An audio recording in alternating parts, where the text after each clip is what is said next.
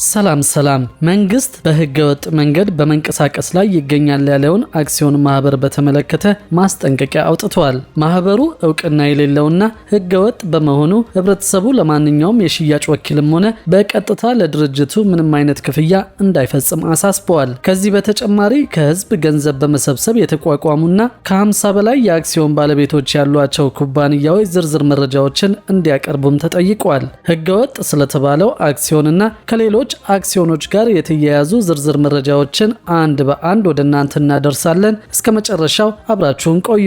የኢትዮጵያ የካፒታል ገበያ ባለስልጣን ባይራ አክሲዮን ማህበር በተባለውና የውሃ ፋብሪካ አቋቁማለሁ በሚል ስም በሚንቀሳቀሰው ድርጅት ላይ ጥብቅ የጥንቃቄ ማሳሰቢያ አውጥቷል። ባይራ አክሲዮን ማህበር የውሃ ፋብሪካ አቋቁማለሁ ወይም አርባ ምንጭ ውሃ በሚል የሚያደርገውን የአክሲዮን ሽያጭ እውቅና የሌለውና ህገወጥ እንደሆነ ነው የኢትዮጵያ ካፒታል ገበያ ባለስልጣን ያስታወቀው።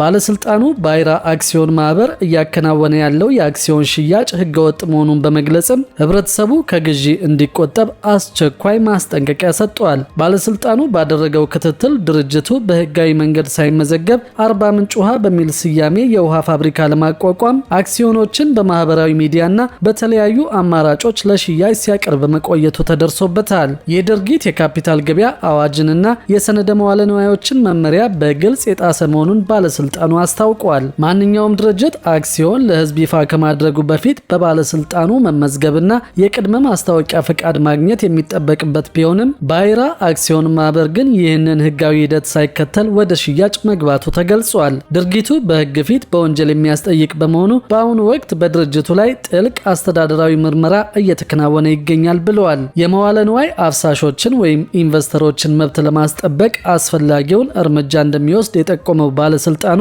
ህብረተሰቡ ለማንኛውም የሽያጭ ወኪልም ሆነ በቀጥታ ለድርጅቱ ምንም አይነት ክፍያ እንዳይፈጽም አሳስበዋል። መሰል ተግባራት ሲያጋጥሙ ማህበረሰቡ ጥቆማ እንዲሰጥ የጠየቀው ባለስልጣኑ ማንኛውም አካል ገንዘብ ከመክፈሉ በፊት ተቋማቱ በህግ የተመዘገቡ መሆናቸውን ማረጋገጥ እንደሚገባ አሳስበዋል። ከዚህ ጎን ለጎን ከህዝብ ገንዘብ በመሰብሰብ የተቋቋሙና በተለይም በተሰማሩበት የስራ ዘርፍና ኢንዱስትሪ ሳይገደብ ከ50 በላይ የአክሲዮን ባለቤቶች ያሏቸው ኩባንያዎች ስለተቋማቸው በርካታ ዝርዝር መረጃዎችን እንዲያቀርቡለት የኢትዮጵያ የካፒታል ገበያ ባለስልጣን ጠይቀዋል። የካፒታል ገበያ ባለስልጣን እንዳለው ከሆነ የሰነደ መዋዕለ ንዋዮችን ለህዝብ የማቅረብና የግብይት መመሪያ ስራ ላይ ውሏል። ባለስልጣኑ በህዝብ ባለቤትነት የተያዙ ኩባንያዎች በሙሉ የተከፈሉና ቃል የተገባባቸው አክሲዮኖችን ጨምሮ ጠቅላላ የአክሲዮኖችን ብዛት፣ የአክሲዮኖቹን ስም፣ አድራሻ እንዲሁም በባለ አክሲዮኑ የተያዘውን የአክሲዮን ብዛት የሚያካትት የባለ አክሲዮኖች ዝርዝር አክሲዮኖቹ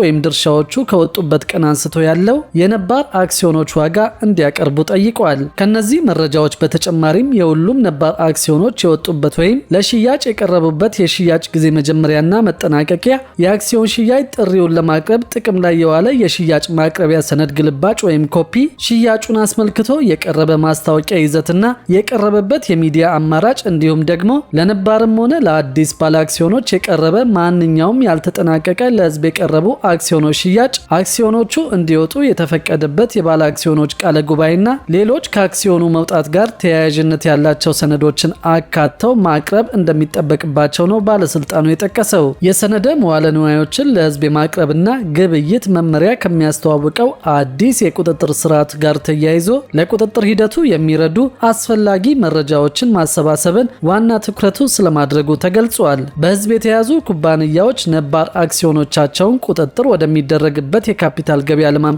ሲባል የሚሰባሰቡት መረጃዎች አስፈላጊ ስለመሆናቸውም ነው የተጠቆመው። ይህ በእንዲህ እንዳለም በዚህ መንገድ የሚሰበሰበው መረጃ በገበያ ውስጥ ጠንካራ መረጃ ይፋ የሚደረግበት ግልጽነት የተሞላበት የገበያ አሰራር እንዲፈጠር እንደሚያግዝም የካፒታል ገበያ ባለስልጣን አስታውቀዋል። የእያንዳንዱ ማመልከቻ አቅራቢ ኩባንያ አስተዳደሮች የሚያቀርቡትን ሰነዶች የያዘ መግለጫ ላይ በመፈረም የቀረቡት ሰነዶችና መረጃዎች ትክክለኛና የተሟሉ መሆናቸውን ማረጋገጥ የሚጠበቅባቸው ሲሆን መረጃዎቹን በወረቀትና የሰነዶቹ ቅጂዎች ደግሞ ለባለስልጣኑ በኢሜል አድራሻ መላክ አለባቸው ተብሏል። ይሁንና በይፋዊ መግለጫው አማካኝነት የሚቀርብ መረጃ የነባር ሰነደ መዋዕለ ንዋዮች በባለስልጣኑ እንደማስመዝገብ ተደርጎ ሊወሰድ እንደማይገባ የተገለጸ ሲሆን በህዝብ የተያዙ ኩባንያዎች የመመሪያውን የምዝገባ መስፈርቶች በማሟላት ማስመዝገብ እንደሚጠበቅባቸውም ይፋ ተደርጓል። አዲስ የሚካሄዱ ሽያጮችም ሽያጫቸው ከመካሄዱ አስቀድሞ በባለስልጣን መስሪያ ቤቱ መመዝገብ እንዳለባቸው የተነገረ ሲሆን እነዚህን የምዝገባ መስፈርቶች አለማሟላት ግን በአዋጁና በመመሪያው መሰረት ቅጣት እንደሚያስከትል ተገልጿል። በዚህ መመሪያ መሰረትም ባለስልጣኑ ጥሰት በፈጸሙ ድርጅቶች ላይ በግልና ለህዝብ ይፋ በሚሆን ሁኔታ ማስጠንቀቂያ ከመስጠት አንስቶ የገንዘብ ቅጣት የመጣል እንዲሁም ለህዝብ ሽያጭ ወይም ግብይት ከመቅረብ ለጊዜያዊነትና ሙሉ ለሙሉ እስከ ማገድ የሚደርስ አስተዳደራዊ እርምጃ መውሰድ እንደሚችልም ተደንግጓል። ኢትዮጵያ ውስጥ ያሉ የአክሲዮን ባለቤቶች ቁጥር ከግማሽ ሚሊዮን እንደማይበልጥ ነው የኢትዮጵያ ካፒታል ገበያ ባለስልጣን ዋና ዳይሬክተር የሆኑት ወይዘሮ ሀና ተህልቆ የገለጹት። ዋና ዳይሬክተሯ ይህንን የገለጹት ፕራይም ካፒታል ለተሰኘ ተቋም ስድስተኛው የኢንቨስትመንት ባንክ ሆኖ እንዲሰራ የስራ ፈቃድ በሰጡበት ጊዜ ነው። ባለስልጣኑ እስካሁን ፈቃድ የሰጣቸው አጠቃላይ የካፒታል ገበያ አገልግሎት ሰጪዎች ቁጥር 17 መሆኑ ተገልጿል።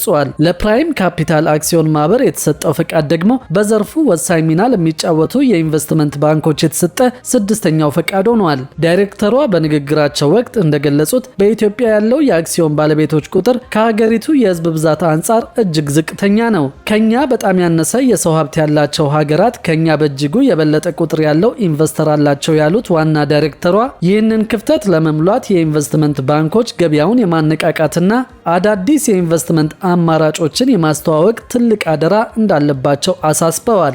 የኢንቨስትመንት ባንኮች ተግባር የንግድ ስራ ብቻ ሳይሆን የገበያ ልማት ኃላፊነትን ጭምር መሆኑን የጠቀሱ ሲሆን ተቋማቱ ኩባንያዎች ዝቅተኛ ወጪ ያለውን የረዥም ጊዜ ካፒታል እንዲያገኙ የማማከር፣ የደንበኛ ሳቢ ሰነዶችን የማዘጋጀትና የደላላነት ወይም ብሮከሬጅ ስራዎችን በብቃት መወጣት እንደሚጠበቅባቸው ገልጸዋል። በተለይም ደንበኞች አካውንት ለመክፈትና ለመገበያየት ቢሮ ድረስ መምጣት ሳያስፈልጋቸው በቴክኖሎጂ ማለትም በሞባይልና በዌብ አፕሊኬሽን እንዲገለገሉ ማድረግ እንደሚገባ አሳስበዋል።